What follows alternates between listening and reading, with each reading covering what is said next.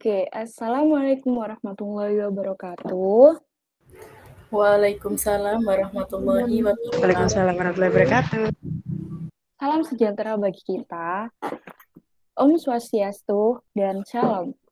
Oke, di sini kami dari mahasiswi UIN Sunan Ampel Surabaya semester 1 akan mempresentasikan tentang peran serta warga negara untuk mewujudkan tata kelola yang baik dalam bingkai pemerintahan yang bersih. Di sini saya tentunya tidak sendiri. Saya ditemani oleh rekan-rekan cantik saya yang ada 4 nih. Yang pertama ada Mbak Alia Hamida dengan NIM 0402032103. Halo Mbak Alia. Halo Mbak Dia. Oke, selanjutnya ada Mbak Anissa Amelia dengan NIM 040203210335. Halo Mbak Amel. Halo Mbak Dia. Oke, selanjutnya ada Mbak Fauzia Anissa Hadijah dengan NIM 040203210551. Halo Mbak Fauzia. Halo. Oke, selanjutnya ada Mbak Isa Robi Fitria dengan NIM 040203210558. Maaf, sorry. Halo Mbak Isa. Halo. Dosen pengampus kami adalah Bu Elok Maria Ulfa. Oke, selanjutnya yang akan kita bahas ada 5 nih. Yang pertama ada pengertian, prinsip, latar belakang, dan karakteristik clean government and good governance yang akan dibawakan oleh Mbak Ali Hamida. Yang kedua ada penerapan clean government and good governance di era otonomi daerah yang akan dibawakan oleh Mbak Anissa Amelia. Yang ketiga ada prinsip-prinsip clean government and good governance pada sektor pemerintahan, swasta, dan masyarakat dalam konteks otonomi daerah yang akan dibawakan oleh saya sendiri. Yang keempat ada prinsip-prinsip ajaran Islam dengan prinsip clean government and good governance yang akan dibawakan oleh Mbak Fauzia. Dan yang terakhir ada reformasi penyelenggaraan negara dalam mewujudkan good governance berdasarkan prinsip usul al-Khamsah. Oke, materi yang pertama akan dibawakan oleh Mbak Alia Hamida. Waktu dan tempat kami persilakan. Materi pertama yaitu pengertian, prinsip, latar belakang, dan karakteristik clean government and good governance.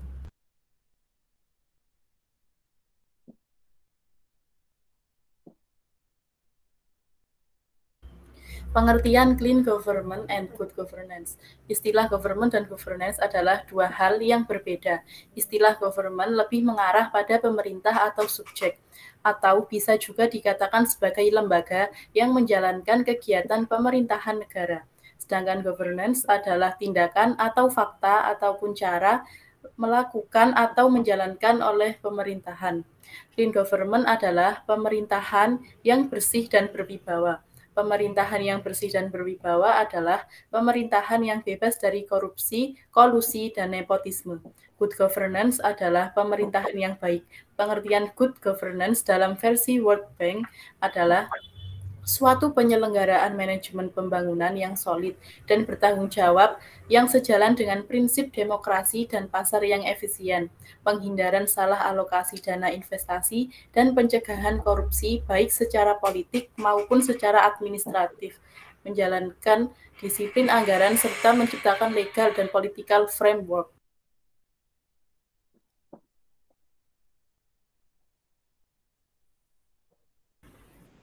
Prinsip clean government and good governance ada 6. Yang pertama adalah kebersamaan yang dibangun. Maksudnya peran yang dimiliki pemerintah sangat kuat dan mampu melakukan pengaturan hubungan antara lembaga untuk mencapai tujuan masyarakat. Yang kedua, mengubah kekuasaan. Maksudnya kekuasaan yang semula di atas, maka paradigmanya diubah menjadi kekuasaan untuk mengurus dan memenuhi kebutuhan masyarakat.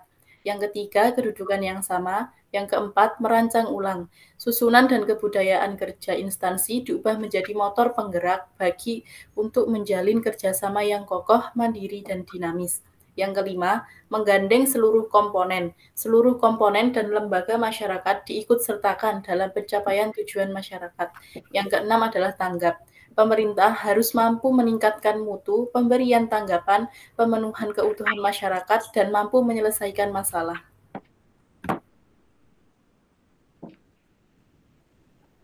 Latar belakang dan karakteristik clean government and good governance. Paradigma good governance muncul sekitar tahun 1990 atau akhir 1980-an. Paradigma tersebut muncul karena ada anggapan dari Bank Dunia bahwa apapun dan berapapun bantuan yang diberikan kepada negara-negara berkembang pasti habis tanpa bekas dan tidak dapat membawa negara-negara tersebut ke keadaan yang lebih baik. Good governance di Indonesia muncul di era reformasi. Hal tersebut muncul karena tuntutan terhadap keadaan pemerintah pada era Orde Baru dengan berbagai permasalahan yang terutama meliputi pemusatan kekuasaan pada presiden, baik akibat konstitusi UUD 1945 maupun tidak berfungsi dengan baik lembaga tertinggi dan tinggi negara lainnya, serta tersumbatnya saluran partisipasi masyarakat dalam memberikan kontrol sosial. Namun hingga saat ini, good governance belum mampu berjalan dengan baik. Masih banyak yang belum paham apa yang dimaksud dengan good governance. Menurut United Nations Development Program atau UNDP, 4, good governance memiliki 8 karakteristik utama. Budi Setiawati yaitu 1. Participation, 2. Transparansi, 3. Rule of law, 4. Responsiveness, 5. Consensus oriented, 6. Equality, 7. Effectiveness and efficiency, 8. Accountability.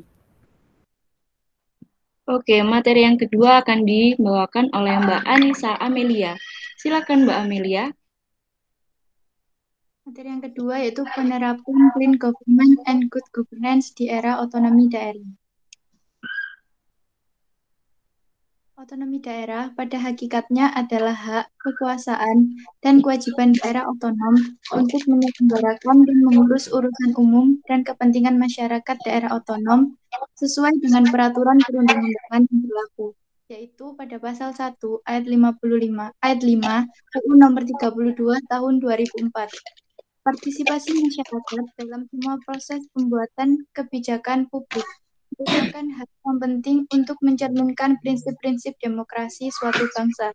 Hal ini menjadi sangat tepat ketika keterlibatan masyarakat kemudian diangkat menjadi salah satu prinsip yang harus diikuti oleh pemerintah dalam mewujudkan clean government and good governance.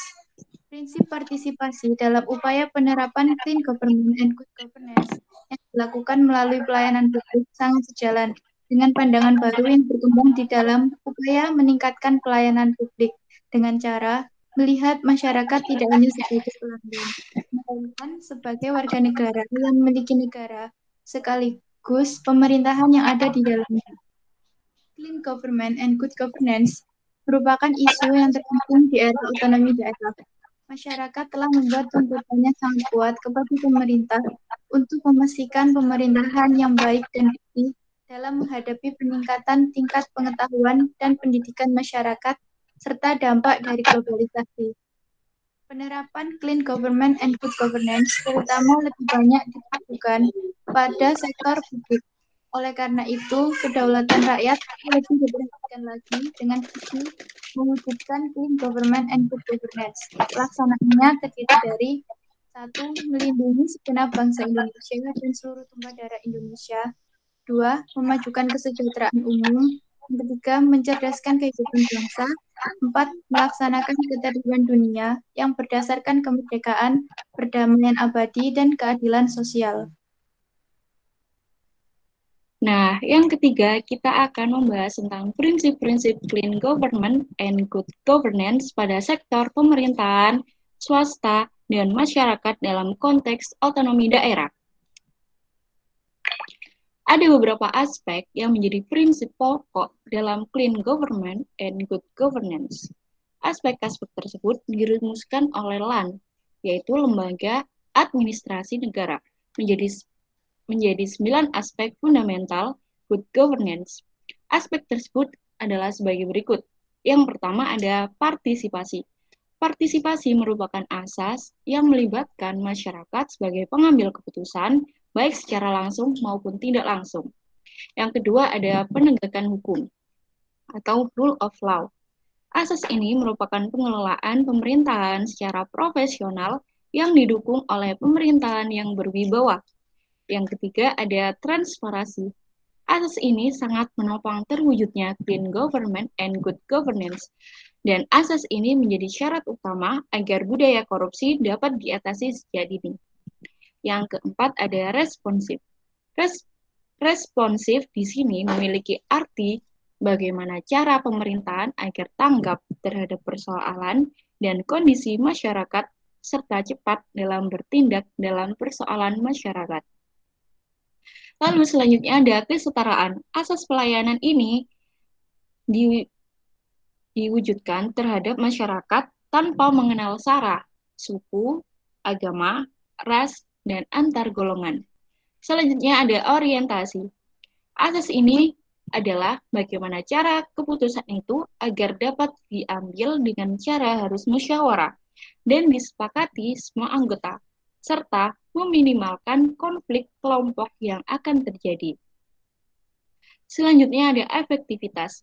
Asas ini adalah tentang bagaimana kemampuan parameter produk menjangkau sebesar-besarnya dan efisiensi ini diukur dengan rasionalitas, biaya pembangunan untuk memenuhi kebutuhan. Lalu selanjutnya ada akuntabilitas. Asas ini dapat dikatakan bahwa apakah hal yang dilakukan pemerintah dapat terukur dan mampu dipertanggungjawabkan. Dan yang terakhir ada visi strategis. Asas ini adalah bagaimana caranya mengambil keputusan kebijakan yang dapat diperlakukan untuk jangka yang sangat panjang, minimal 20 tahun yang akan datang. Selanjutnya, materinya akan dibawakan oleh Mbak Fauzia. Silakan Mbak Fauzia. Terima kasih atas waktunya. Selanjutnya ada prinsip-prinsip ajaran Islam dengan prinsip clean government dan good governance. Konsep good and clean governance sebagaimana yang dijelaskan di atas pada dasarnya bukanlah sesuatu yang baru dalam Islam. Bahkan telah dinyatakan dan dipraktikkan belasan abad yang lalu. Itu sebabnya dapat dilihat dalam beberapa pernyataan dalam sarjana Muslim. Landasan bagi diterimanya konsep good governance adalah dalam Islam dapat dilihat daripada beberapa sumber ajaran Islam itu sendiri, yaitu Al-Quran dan hadis Nabi. Kisah-kisah Nabi seperti Zulkarnain, Musa, Talut, Daud, Yusuf mengungkapkan banyak isyarat berkaitan perjuangan mengimplementasikan good and clean governance. Dalam kisah-kisah tersebut, bagaimana prinsip-prinsip good and clean governance seperti manajemen sektor publik yang efektif, efisien, terutama dalam kisah Zulkarnain, Musa, Talut, dan Daud, sistem yudisial yang adil dan dapat dipercaya, terutama dalam kisah Daud, kebebasan berasosiasi dan berpartisipasi dalam semua kisah Nabi, penciptaan kemakmuran dan kesejahteraan dalam kisah Yusuf telah diperjuangkan oleh para nabi. Di sisi lain, beberapa nilai dasar menjadi asas tata kelola di dalam Islam menjadi landasan bagi apa yang disebut good governance. Beberapa nilai-nilai dasar tersebut yaitu yang pertama nilai keadilan, yang kedua nilai amanah, yang ketiga nilai kejujuran, yang keempat nilai syur'a, yang kelima nilai meninggalkan sesuatu yang tidak bermanfaat, yang keenam nilai ukhuwah dan tanggung jawab. Oke, materi yang terakhir akan dibawakan oleh Mbak Isa. Silakan Mbak Isa. Baik, pembahasan yang terakhir yaitu reformasi penyelenggaraan negara dalam mewujudkan good governance berdasarkan prinsip usul al-khamsah. Dalam pandangan hukum Islam, good governance adalah gerakan ijtihadi. Maka, untuk mewujudkan suatu pemerintahan yang baik, konsep maslahat mursalah atau dalil hukum untuk menetapkan hukum atas persoalan-persoalan baru yang secara eksplisit yang tidak disebutkan di dalam Al-Quran dan As-Sunnah adalah acuan dalam suatu sistem pemerintahan. Konsep ini sangat sesuai dengan kondisi demi mewujudkan kemaslahatan dalam pemerintahan sehingga tercipta pemerintahan yang baik. Good governance dapat terwujud apabila kita sebagai masyarakat dan juga aparatur pemerintah menjadikan hukum Islam sebagai pedoman perilaku dalam setiap perbuatan dan juga perilaku kehidupannya. Karena pada prinsipnya nilai-nilai dasar yang harus dijadikan pegangan dalam penetapan hukum Islam adalah kemaslahatan umum serta norma-norma dasar nilai filosofis melalui penegakan 5 prinsip dasar atau usul al-khamsah. Reformasi penyelenggaraan negara pada dasarnya merupakan aktualisasi dari prinsip usul al-khamsah, yaitu sebagai berikut. Yang pertama, terwujudnya masyarakat religius adalah perwujudan prinsip hifzu al-din atau menjaga agama. Hal ini diyakini karena agama merupakan pedoman serta tuntunan hidup yang harus melekat dalam perilaku kehidupan berbangsa dan bernegara. Jadi tidak mengherankan apabila dalam rumusan Pancasila sila pertama diletakkan sila ketuhanan yang Maha Esa, karena hal itu merupakan bentuk ikrar bangsa Indonesia terhadap agama sebagai pedoman hidupnya. Lalu yang kedua, terwujudnya masyarakat yang manusiawi, adil, mandiri, baik, dan bersih adalah perwujudan dari prinsip hifzu al-nafs atau menjaga jiwa dan hifzu al-akal atau menjaga akal. Hal ini karena pada dasarnya fitrah manusia terletak pada optimalisasi kesadaran dalam jiwa dan akalnya. Dengan demikian, diharapkan dalam konsep mewujudkan masyarakat Indonesia yang manusiawi, adil, baik, dan bersih adalah masyarakat yang memiliki jiwa luhur serta akal budi yang dapat membimbing bangsa Indonesia kepada kebenaran sesuai dengan tuntutan syariat agama. Yang ketiga, terwujudnya masyarakat yang bersatu dan demokratis dapat dikaitkan dengan prinsip hifzu al-nasl atau menjaga keturunan. Agama telah memberikan tuntunan kepada manusia untuk menikah agar dapat mempertahankan regenerasi.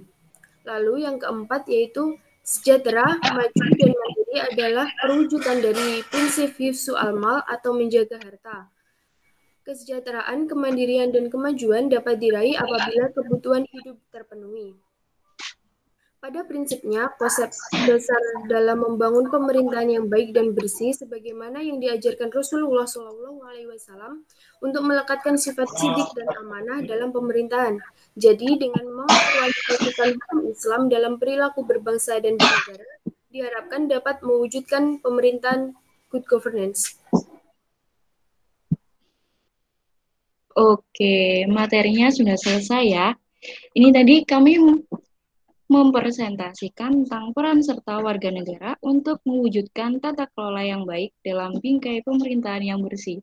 Diharapkan kita sebagai warga negara yang baik agar dapat membantu pemerintah dalam mewujudkan pemerintahan yang baik dan bersih tersebut. Oke, sekian dari presentasi kami. Jika ada salah, kritik, atau saran, mohon dituliskan ya. Terima kasih. Assalamualaikum warahmatullahi wabarakatuh. Waalaikumsalam warahmatullahi wabarakatuh.